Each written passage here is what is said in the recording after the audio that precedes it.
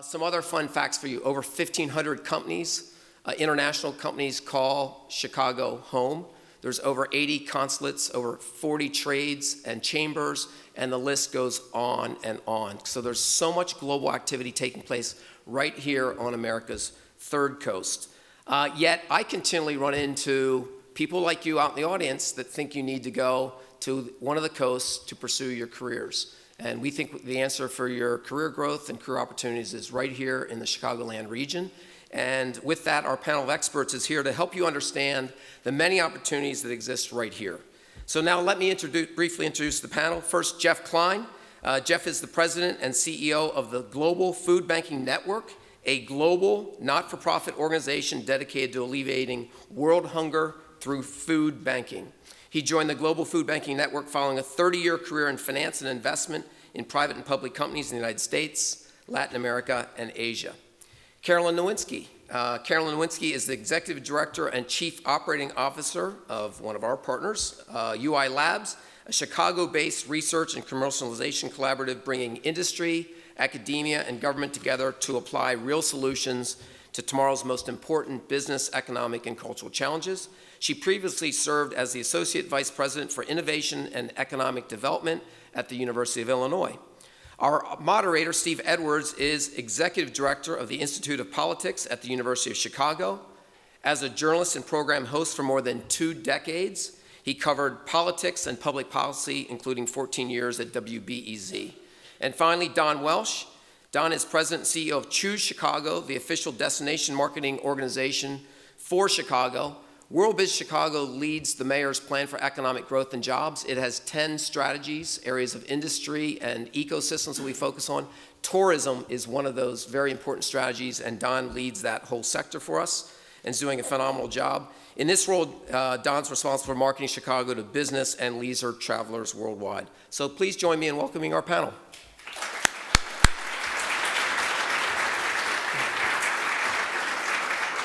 Jeff, thanks so much for that great introduction. It's great to see all of you here. I know a number of students are in the audience as well. So as we continue our conversation, one of the things we want to get to are some practical tips for those of you thinking about careers in a global context based here in Chicago. But what I thought we would do is talk a little bit about the way in which each of these 3 individuals are interacting in an international context from the city of Chicago. In Don's case, obviously, we have somebody who's thinking about bringing the world to Chicago. In Carolynn's context, it's somebody who's thinking about bringing people together in this region to solve global problems. And in Jeff's context, it's really about rooted in Chicago, but actually thinking about a Chicago model as it applies to people abroad, especially people in need in a number of countries. And Jeff, let me begin there. For those who are unfamiliar with the Global Food Banking Network, what exactly is it? How does it function?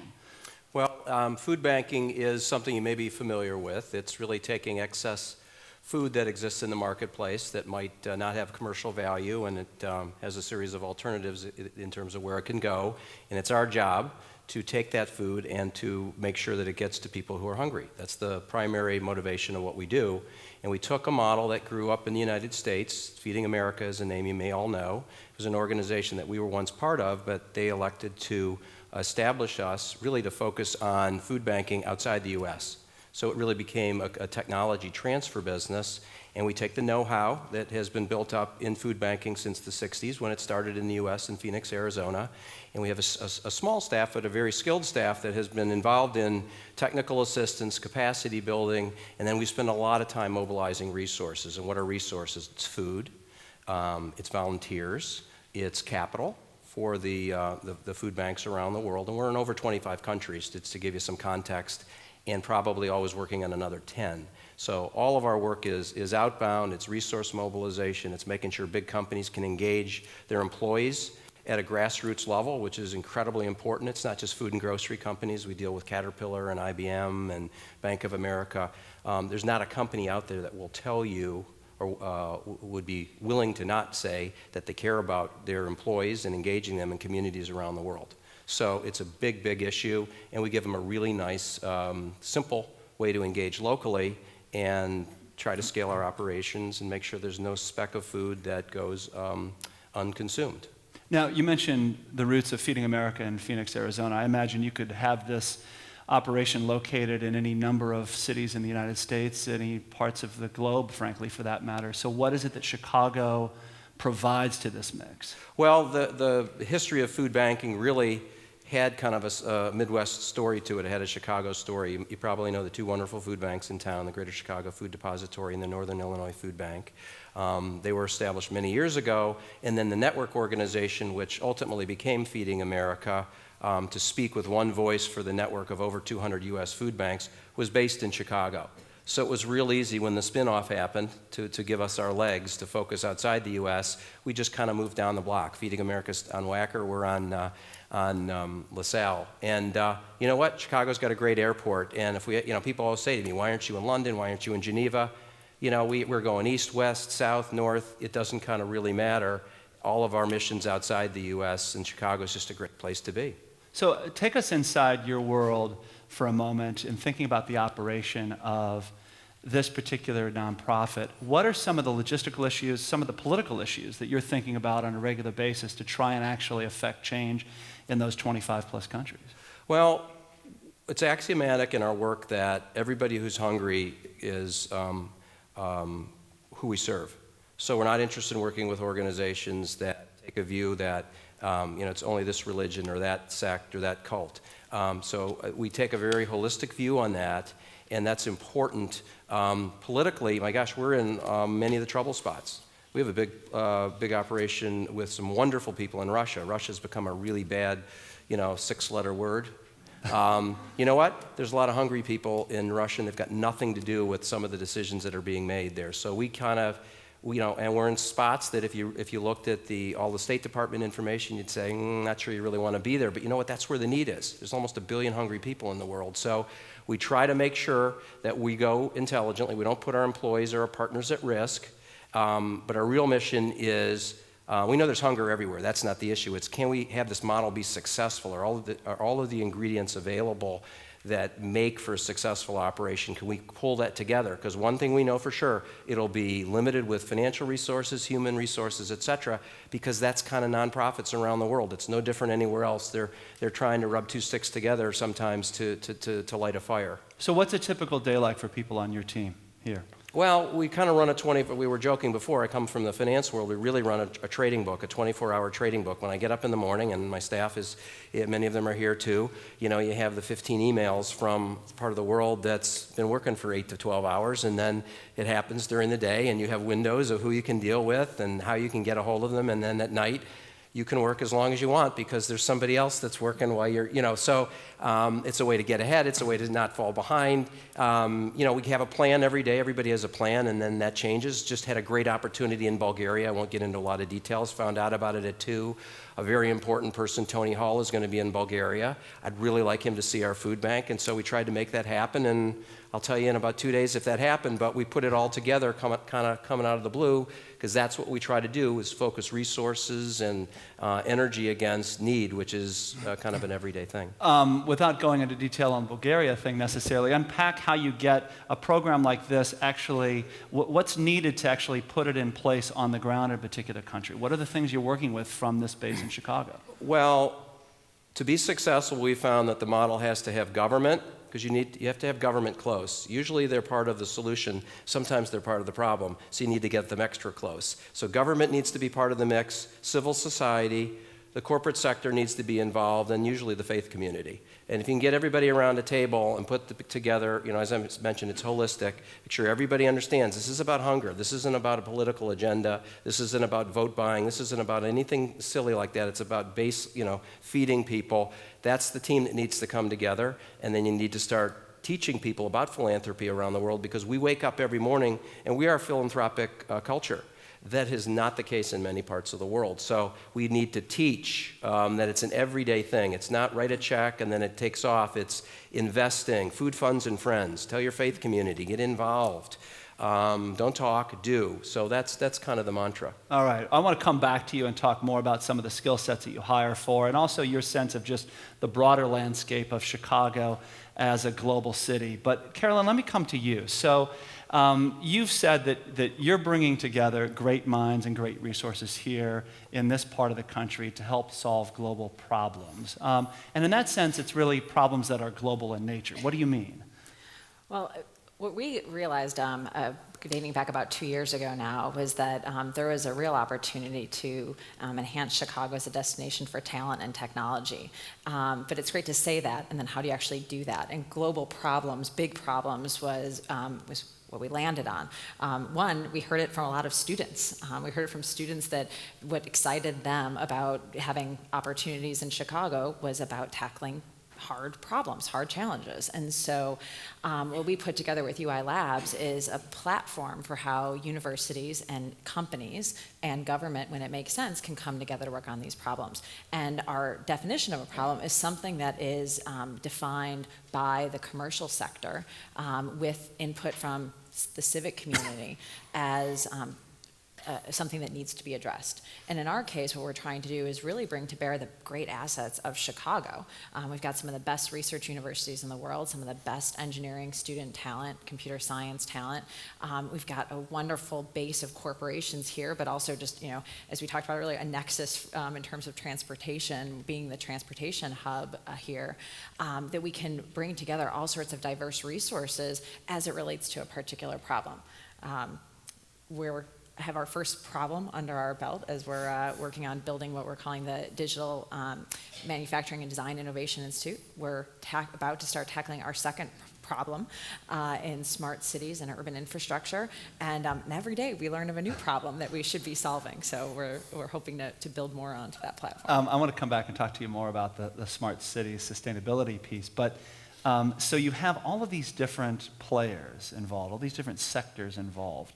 And what are you doing to connect them? How does it actually work in practice? Are researchers next to policymakers? Are there two university colleagues from different universities sharing research data? What's it look like? Yeah.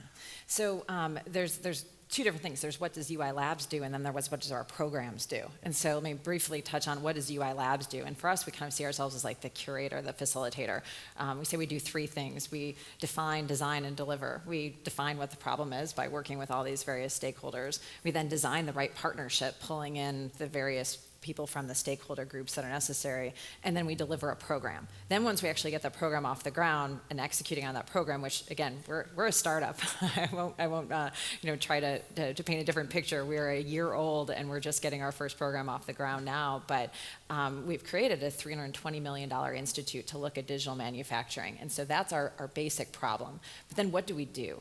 So the first thing is we are a convener, and so to your point, we literally see it as our job to bring people together who maybe don't normally talk together. Just as an example, three of our biggest industry partners in the digital manufacturing lab are GE, Boeing, and Rolls-Royce, who are fierce competitors outside of the partnership, yet within they realize that there are problems that they can only solve by pulling the resources together and working on specific projects together. That leads us to the second thing we do, which is applied R&D.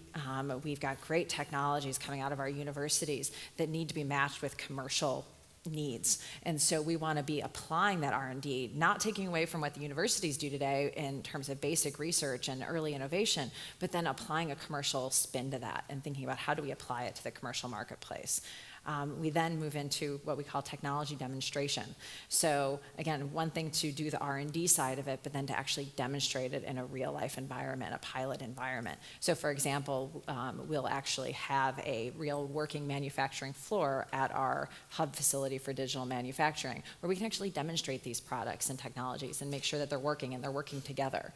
And then lastly, we want to make sure that we're translating these skills out. So after we demonstrate these new technologies, how do we make sure that we have the workforce that's capable of then using the skill set and kind of doing that capacity building? So training and workforce development and education is kind of our fourth pillar within the programs. There's a sense that when you talk about global problems, you can be talking about just large problems, you can be talking about universal problems, and then there's a sense of a problem that exists in a global context. So what is it about digital manufacturing that has a global implication? Yeah.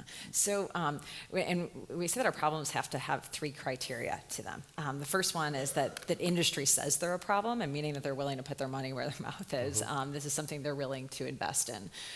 The second thing is that it has to be a problem that makes sense to tackle in Chicago, whether that's because of the research community here, the corporate community, or because it's a priority of the city or the state or the region, and that we're doing it in a way that requires a many-to-many collaboration. Because there's lots of great work that happens in terms of problem solving that happens between one university and one company, or one city government and one university. But what we're trying to do is many to many. So and why many to many? What does that do for this area in particular? And I think that's what speaks to the global problem piece, because as you know, every industry is technology enabled. I mean, we don't even say that technology enablement anymore, and technology requires so many players, from the software and web designers to, in our case, in digital manufacturing, the actual manufacturing companies, to the logistics providers, to the universities and the city governments and the distributors. I mean, the list goes on, but only by bringing those groups together and doing this many-to-many collaboration do we think we can solve kind of the bigger problems. And is there, in turn, if you do this well, an economic multiplier effect for this region? That's certainly the goal. The theory, yeah. Our goal is that over the next decade, we're creating 5 or 6 programs under this portfolio of UI labs that are all designed about economic competitiveness. So manufacturing, we know we've been losing manufacturing jobs for a long time. The argument of outsourcing cheap labor doesn't hold up anymore. But what we need to do is we need to increase the competitiveness of our skilled laborers here. Manufacturing isn't the manufacturing we used to think of, our parents used to think of. Manufacturing is about tablets and data and zeros and ones, and those are the types of problems that we're trying to solve here. And we think by doing so, we're going to be able to get a more competitive workforce, and that competitive workforce is going to lead to new jobs. It's going to lead to higher wage, higher skill jobs. And frankly, we hope to be creating new companies and new industries as a whole, because we think, by really disrupting these traditional industries, we have an opportunity to create new ones. All right, I'll ask you more about smart, sustainable cities in a bit, but Don, let me come to you. Thinking about the story that you tell about Chicago when you are traveling around the world, what is that story? What is the thing that you are trying to communicate about this region to others internationally? It's interesting. As you can imagine, tourism has always been important to Chicago, but I think prior to Mayor Emanuel, there was tourism and there were conventions. And really what's evolved under Mayor Emanuel's leadership now is we've sort of gone through a combination. We've consolidated. Rather than having the city focus on the tourism and the old convention bureau focus on the convention bureau, the mayor started looking at this saying, you know what, Chicago really needed to elevate itself in many different ways. I think for many of you from Chicago, we had a philosophy for years of build it and they'll come. And as a matter of fact, we built it and people did come. In 2008, we hit a high water mark of 47 million visitors. Once we started digging into the caliber of those visitors, we saw many were domestic, many were regional in nature, and if you compared us to New York or Los Angeles or San Francisco, we had a lower nights per stay. That means we were getting more people coming in, let's say, from a suburb. And so all of a sudden, when you started looking at some of the global metrics of a Chicago versus a New York versus a San Francisco versus a London, there were a lot of differences there. And I believe when the mayor came in, along with a brand new board of directors, we said, you know what, we're going to take an entirely different look on how we market Chicago. And we actually worked with Civic Alliance. We went through about a 6-month process that involved 2 consulting firms. We looked at best practices around the world of how they sold and marketed. How did London do things different than Chicago? And we came up with what was called Choose Chicago. And some of you, that may be a new name to some of you, but we were launched in July of 2012 with the mayor. And we really started looking at the world and started saying, how are we viewed regionally? How are we viewed nationally? How are we viewed internationally? I've been in this job for about 3.5 years, and we all have surprises when you get a job. Mine was not being from Chicago, always holding Chicago in this regard from an international destination. I was surprised we were number 10 of U.S. cities when it came to top U.S. destinations. We've talked about this before. And the mayor, once we shared that data with him, he couldn't believe it either. So we've begun a very strategic way of beginning to elevate Chicago's visibility, both domestically as well as internationally. And we've made some inroads on that. But the first thing we had to do was begin marketing to countries around the world in a manner that was important to them to begin articulating what the elements of Chicago were important to the Chinese versus maybe someone in Germany. And how did you go about doing that? I mean, using China as an example. China, what we've, first of all, we did a lot of research going into China. The good news, there's a lot of companies here in Chicago that have a lot of great roots in China and gave us counsel. Then we began working with other cities. Believe it or not, it's interesting. In our industry, a lot of people share their secrets. It's almost like they believe in a rising tide effect. Naomi, as a matter of fact, on our team actually oversees the Chinese market. She's with us today. So we went in, we began looking at really three things in China, where we needed to be.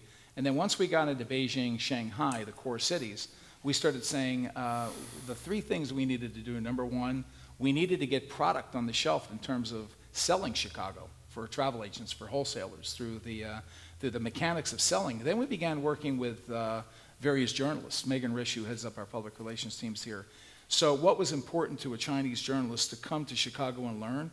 A lot of very important, when it came to University of Chicago education, was very important. So we customized their visits here to Chicago to go back and write about it. And then third, we work very closely with the airlines.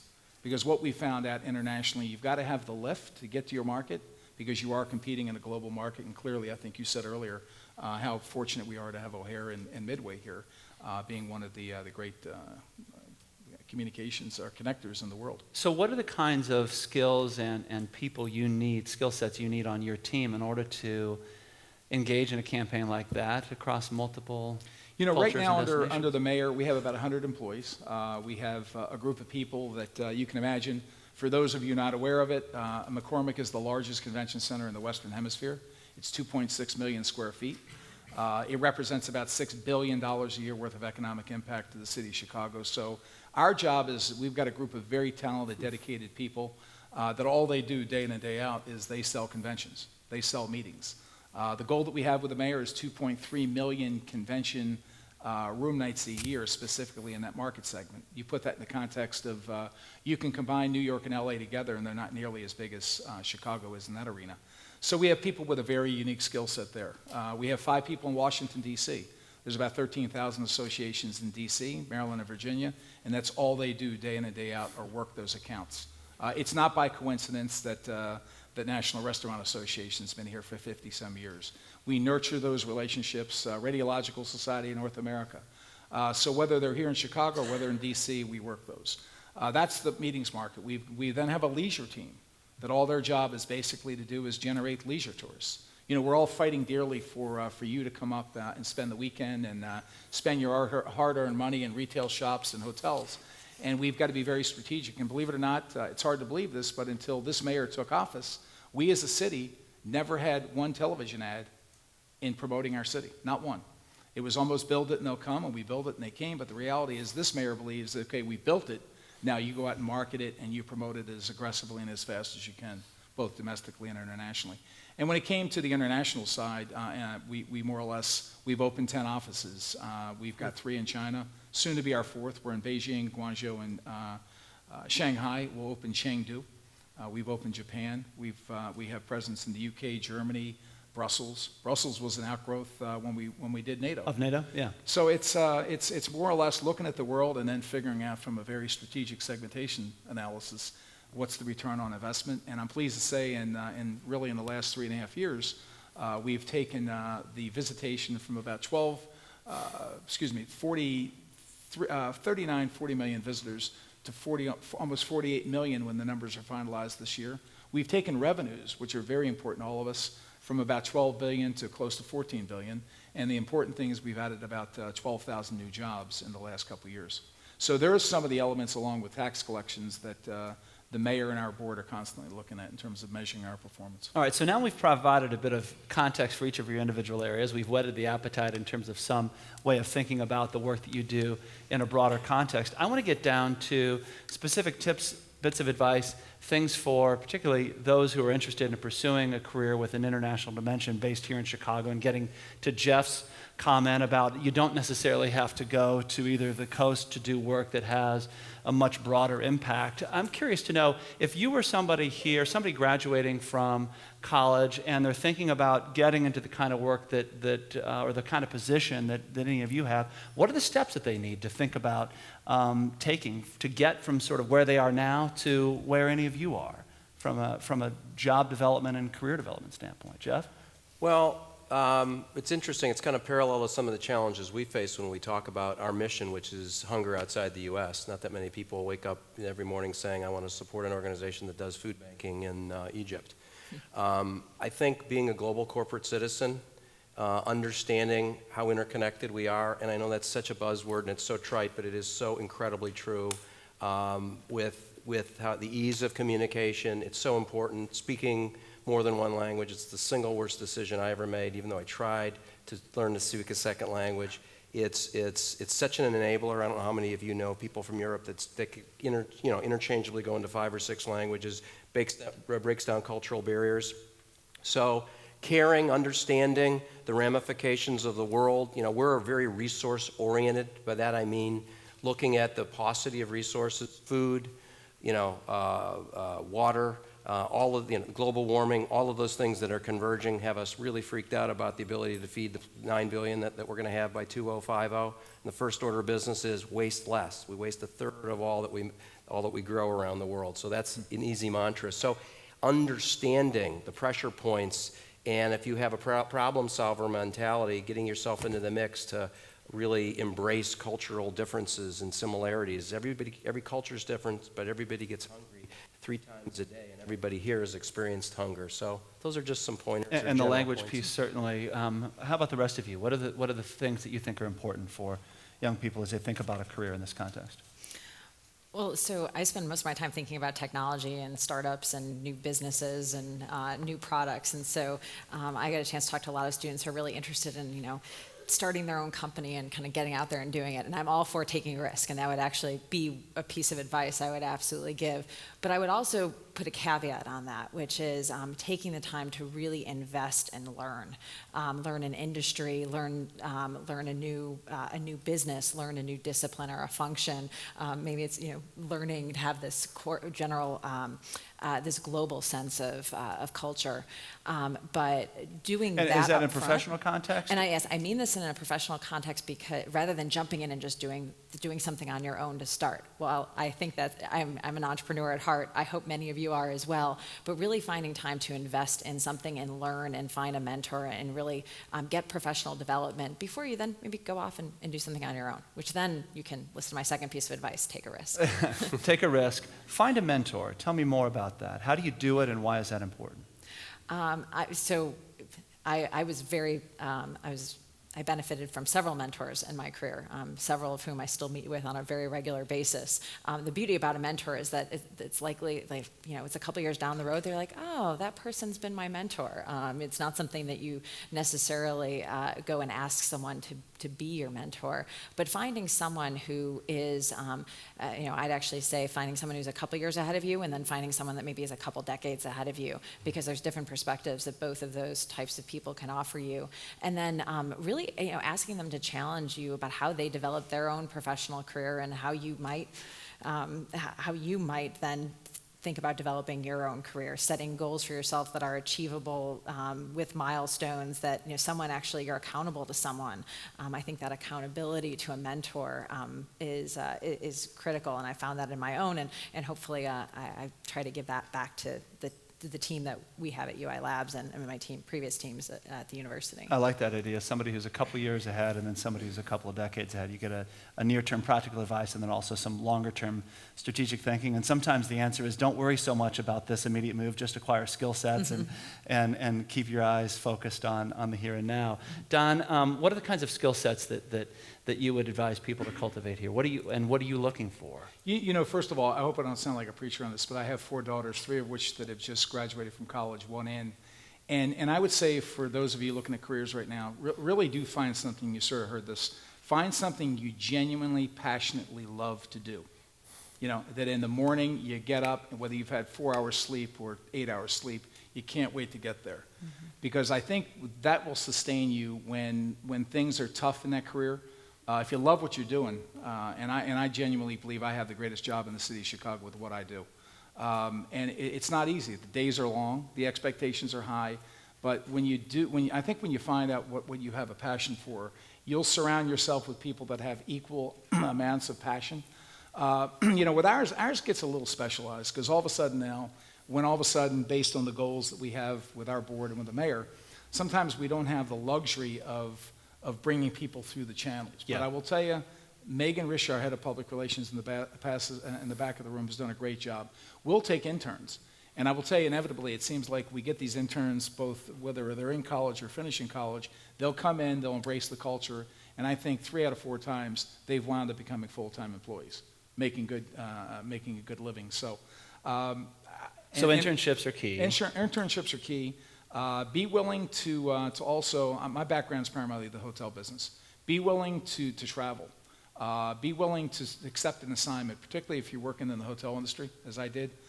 This is city number 14 and home number 17 for my family and I. So be willing to be kind, I think you all sort of said it also, be citizens of the world, because I think the greatest thing that teaches you is having the ability to understand different cultures, different experiences, that sometimes if you see the same people and the same thing every day, you sort of limit your learning. So, and with what we do, critical that you need to be able to think outside of Chicago to position Chicago effectively against a global market. I want to get to your questions. Anna's going to come up here in a second and lead that process, but I want to get each of you to weigh in on an entrepreneurial piece of this. And the first actually goes to you, Jeff. I know that, well, we've talked a lot about today just the global opportunities that exist here in Chicago, that you actually also find frustration, that Chicago's not nearly global enough. So what are the things that this region needs or that doesn't have that would make this better? I ask that because there may be people out here thinking about entrepreneurial opportunities or things that they could be a part of that would be potential needs and growth sectors. Well, I go back to thinking outside the borders of the United States. I mean, there's a lot of, I don't want to say there's parochialism because it's a global city, but But there is. There's a lot of parochialism I'm actually here. shocked by the amount of people that literally couldn't find certain basic countries on a map. So I would like to think that you all have the intellectual capacity and creativity, or you wouldn't be here, to be a different kind of thinker. I think there's plenty of international opportunity. I think you have to work a little bit harder. There's certainly in the commercial sector, there's some, and then the NGO community is, I would say there's a lot of small international NGOs, but there's not many, the main, the big ones here. So internships are a great way. We have about 10 or 12 we'd be happy to talk about. I think it's getting the foot in the door and just networking. Networking is kind of become a negative connotation. It is the single biggest thing that you need to invest in your career. It will always be there for you, and you will always be doing it. I know my kids hate me when I say that. You got to network, but they're already seeing what that means to them. How do you network effectively? What's that look like? You do your research. And if anybody doesn't know how to do research, I mean, I didn't have the internet when I was your age, okay? If you can't figure out how to do research, then we need to really have a little discussion. Know your stuff cold, because life is about first impressions. And if people think you've done your work and you're serious, they will treat you seriously. If they don't, you won't, and you'll be like yesterday's fish papers. You just will. I'm just telling you. So have your act together. Think of a couple of good questions, and they're not the kind of questions that you think of when you are sleeping in the back of your classroom. They're really thoughtful questions that you actually care about what the answer is. I think that really makes an impression with people. And make yourself vulnerable. Put yourself out there. It's professional dating. Just, make sure that you're willing to have somebody challenge you or take you on. It's not easy. Sometimes you get rejected. Some people will not see you. Be persistent. I can't tell you what persistence means. Sometimes it takes 2 years, but you've got to be an ankle biter in life. You just have to. All right. I'll turn the next question to you, Caralynn. Why don't we take some questions from everybody here with us today? And thank you all very much for your comments thus far. And just to point out, just to point out, we will be professionally dating out there until 5:45 after this.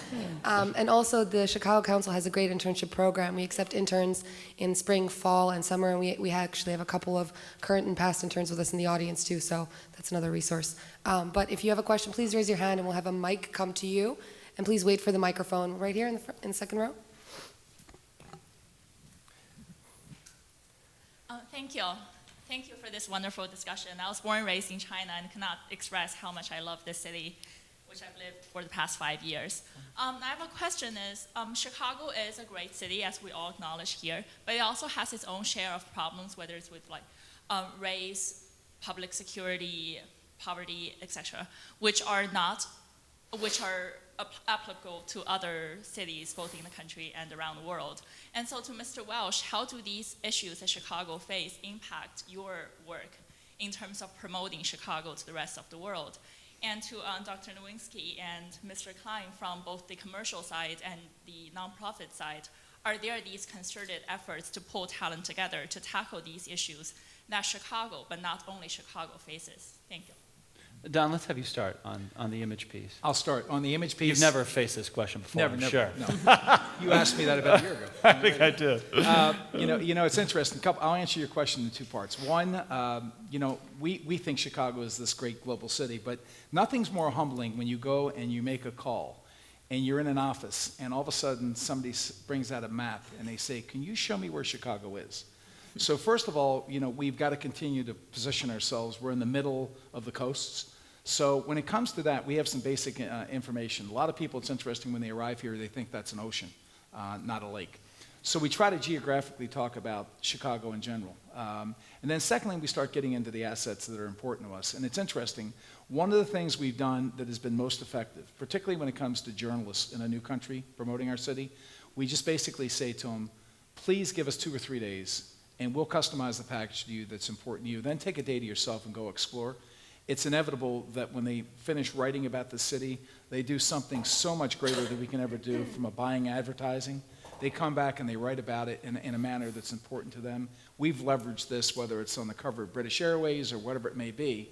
So we're finding out that the third-party journalism, without having us buy the advertising, the word of mouth is what's selling Chicago. And to come experience a fullness of Chicago that's Exactly. not one that's necessarily derivative of Exactly. one particular issue or And headline. right, and you may read about the crime issue. And the reality is, I think once people come here and they see a vibrant downtown, a safe downtown, all of a sudden, whatever they've heard here, it really, I don't want to dismiss the relevance of it, but in terms of what we do, it is basically almost non-existent as a challenge. Once people get here, we have to get them here. And then the city sells itself. Anything you wanted to add in that particular piece, Caralynn? Well, On the resources part? Sure. I think I think there is a great opportunity to direct some of the resources from the 3 constituents that I look to: academia, corporations, and government, to go after some of those cultural and socioeconomic problems that you mentioned as well. While that isn't something that we're directly going after in terms of our first couple of programs, I can share with you that it's come up a couple of times as we're thinking about what a smart city is in terms of smart infrastructure. There is a public safety component to that, and the resiliency of the city to be able to withstand natural disasters or man-made disasters. And so we are starting to think about how can we bring those resources to bear. But even that said, our partners individually, all of the research institutions within and around Chicagoland have initiatives in place that are looking at some of those, whether it's University of Chicago's Crime Lab, to some of the research in food and water security that's happening at the University of Illinois or Northwestern. There's great work that's being done at the institutions here. And so I think if there is a real passion or interest among those of you in the audience on that, there's a lot of, again, whether it's an NGO or some other nonprofit institution or educational institution, there's a lot of opportunity to be able to really invest your time in those areas. And to follow, what do you mean when you refer to smart, sustainable cities? What are the ingredients there that are intriguing to you? Well, we're looking at it in a somewhat narrowly defined. I think defining the problem is always a big challenge for us. And so we're specifically looking at infrastructure of the built environment. And so for us, that's how do we, data is coming off of everything.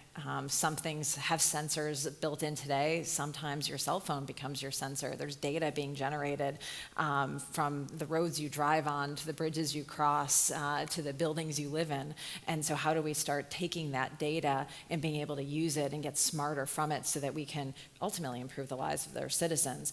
Of course, at the same time, we also want to be able to improve the economy and have an economic benefit as well. And those learnings would not only transform potentially this city, but cities all over the globe. Absolutely. I mean, in that sense, too, Don, really quickly, I mean, this is Chicago throughout its history has been a city of innovation and modernity. I mean, whether it's in the arts, whether it's in engineering, whether it's in architecture, I mean, that's also part of the long storyline that is, I think, deep in this history. I'm sure it's part of your narrative too, as you talk We do. about And we start lining up the assets we have against any other global city, whether it's domestic or international. Those assets, in culinary. Culinary has now become one of our greatest assets. The things we're doing with James Beard in terms of the number of James Beard Award chefs now.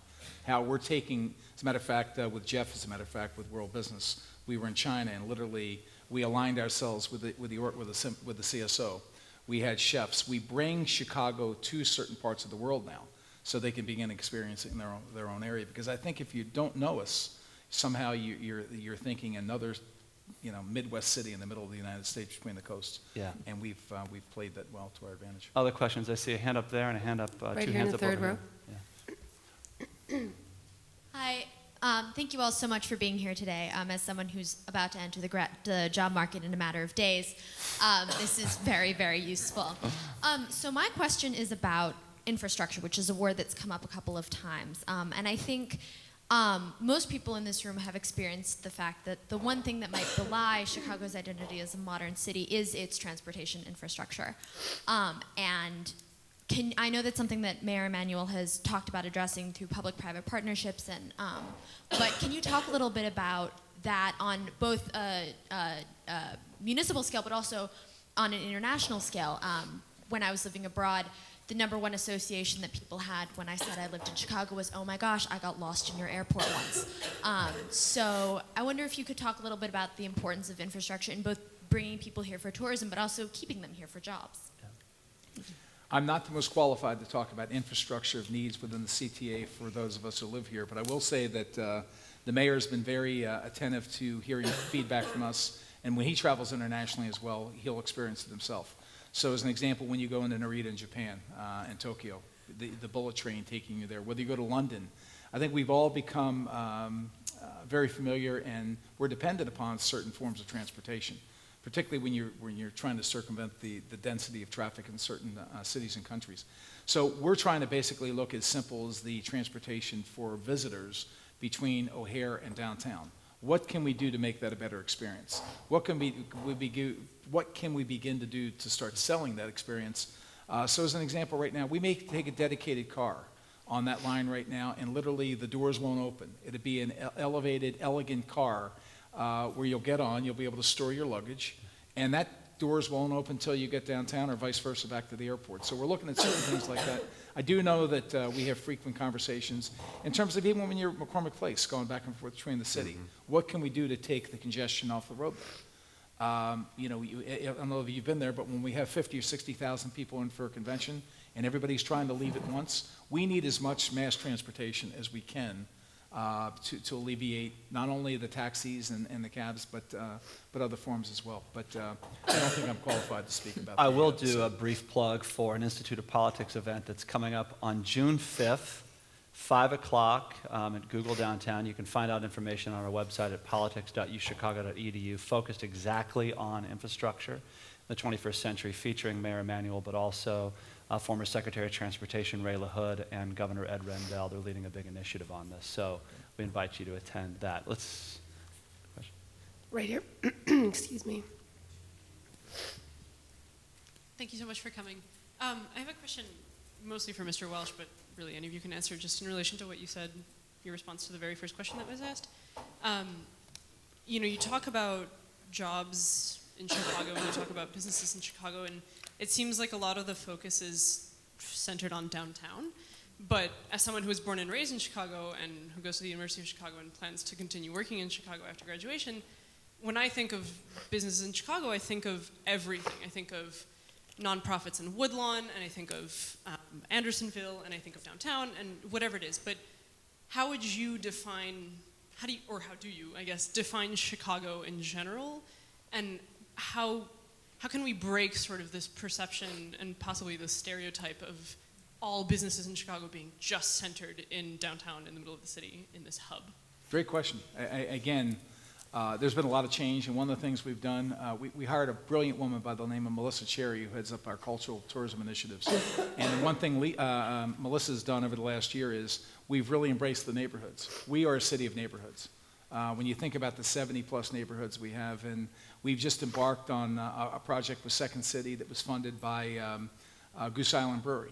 And it will basically it'll be showcasing the top 24 neighborhoods in segments that are between 20 and 30 minutes that allow people, a lot of people want to come into a city and experience sometimes the city core their first time to a city, but the more people start coming back, they want to begin exploring. They want to write their own itinerary in terms of what's important to them. So if you go on choosechicago.com/neighborhoods right now, you're going to be able to get information from mapping to transportation, how to get there on public transportation, to the important things that are relevant to you. So if you like music, therefore it's going to start giving you the information that you need from the music. And then you can plan your own itinerary.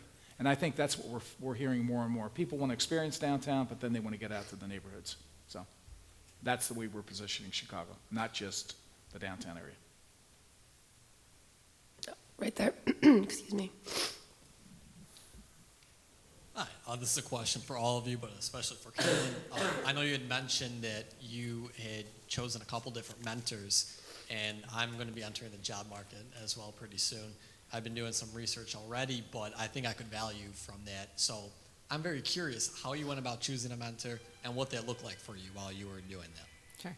Well, as I mentioned, I really think it is sometimes it can be purposeful, but purposeful accident in some ways. And I say that because, one of the things, and actually Jeff mentioned this, I mean, going out and talking and networking, I think, is the start to any of it. And one of the things that I love most about Chicago is the fact that, we do have a different culture here. We have the Midwestern values. I think we all feel that. That's what draws us to be here. People are very approachable, and persistence does pay off, also, as Jeff said. So I think getting out there, and you may challenge yourself to go to a networking event without anyone else you know. Don't go with a buddy to the networking event. It'll force you to go talk to someone new. And then find people at that you want to follow up with. Again, trying to do your homework in advance about who are those people that you might want to gain from their experiences, understand what their experiences are, and then trying to go and have a meeting with them. I think you'll be surprised how many people will say yes to a meeting. And particularly for those of you still in school, when you can play the student card or the recent grad card, it's an amazingly powerful tool, and I highly recommend you using it while you can. And I would just add to that, if I could, that I think an ask for advice is always a compelling ask. Some people make the mistake of saying, they're asking directly for a job, and I think oftentimes asking for advice creates a space for much more information, and sometimes there is actually something available in that person's office that leads to an opportunity for you. But I think it's hard to turn down somebody who is thoughtful, polite, interested, engaged, genuinely wanting to learn, who wants advice from you about something that you feel passionate about too. Absolutely, the informational interview. Yeah. I mean, go and do those. They will pay off. Yeah, absolutely. Any other questions? We have just one right there, Katie. Raise your hand. Thank you guys. Thank you guys for coming in today. Really appreciate it. My name is Joshua Della Villa. I just recently moved to Chicago after studying for 5 years abroad in China. One thing that I realized while living abroad and having made so many Chinese friends in Wuhan was that Chicago is not known abroad for anything particularly special. If you look at LA, you have Hollywood, New York, international business, the Big Apple, everyone knows it.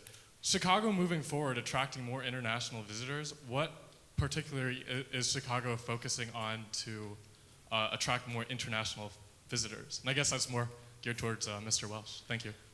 Well, thank you. And since I'm amongst friends, we've always said we're a city of riches, and that was an excuse for me saying we didn't have really one iconic thing to come and do.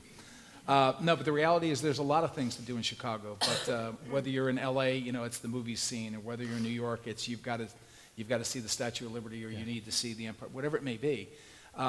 We really we don't have that one iconic thing to do here in Chicago. Culinary, believe it or not, is beginning to be one of our calling cards when it comes to dining. Now, that's why, to be honest with you, we're so interested in this George Lucas Museum, to be honest with you.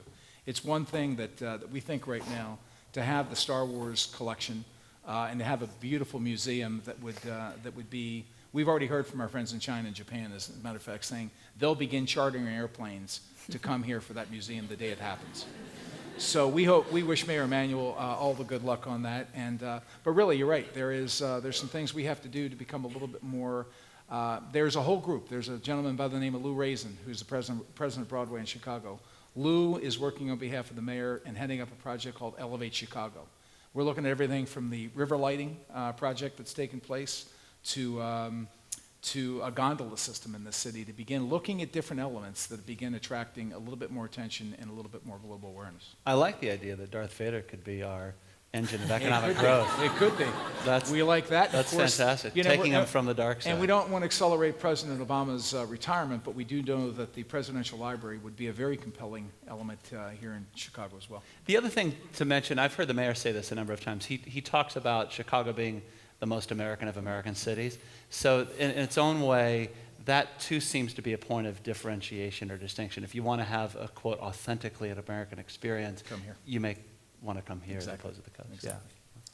We have time for one last question, if anyone hasn't. Just right there in the back, Katie in the white. Hi, thank you so much for coming. My name is Alyssa Rickman. I'm from DePaul University, and my question is for Mr. Klein.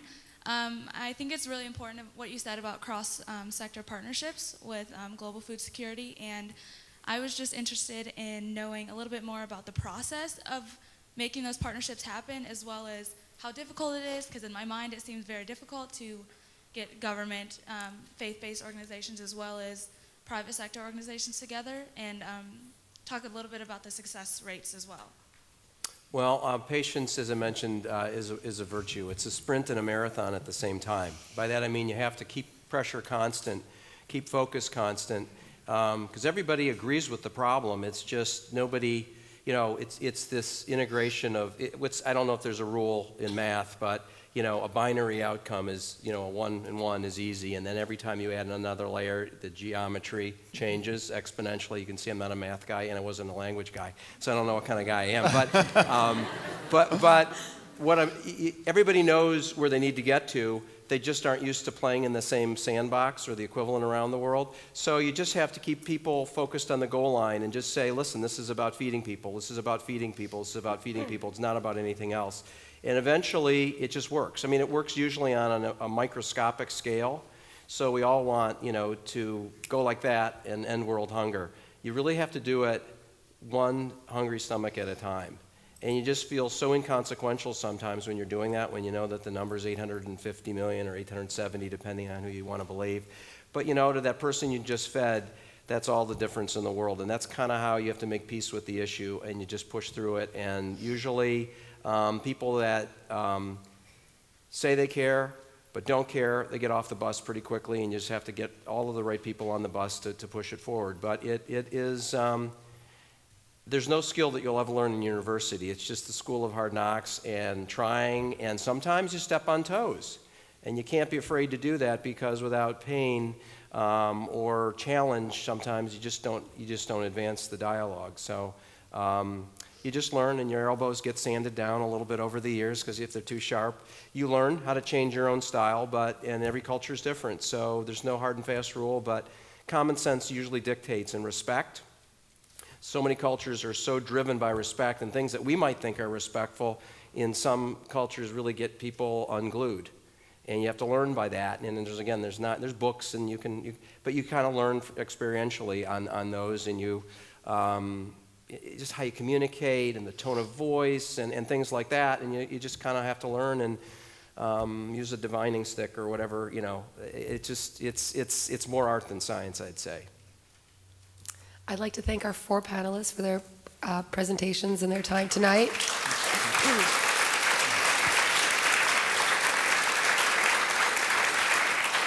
Thank you guys for coming, and just a reminder, we will have a networking reception starting now in the foyer, so you can get more of a chance to speak to some of the panelists and some of the other organizations around town. Thank you. That's the good stuff, right? You're great. I really